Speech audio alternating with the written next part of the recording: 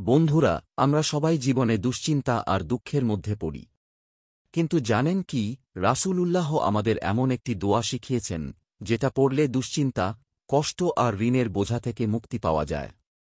আসুন শিখে নেই সেই দোয়া বলছি, শুনেন। আল্লাহুম্মা ইন্নী আউযুবিকা মিনাল হাম্মি ওয়াল হুজনি, ওয়া আউযুবিকা মিনাল আজজি ওয়াল কাসালি, ওয়া আউযুবিকা মিনাল জুবনি ওয়াল বুকলি, ওয়া আউযুবিকা মিন গালাবাতিদ দাইনি ওয়া কাহরির রিজাল। এক, মানসিক শান্তি পাওয়া যায়। দুশ্চিন্তা, হতাশা, দুঃখ-কষ্ট থেকে আল্লাহ রক্ষা করেন। ২, অলসতা থেকে মুক্তি। আমল করতে আলসেমি ও দুর্বলতা দূর হয়, ইবাদতে মনোযোগ আসে। ৩, কৃপণতা ও ভয় দূর হয়, আল্লাহ দান করার শক্তি দেন, সাহস বাড়ান। ৪, ঋণ থেকে মুক্তি। যারা ঋণে কষ্টে আছেন তাদের জন্য অত্যন্ত উপকারী দোয়া।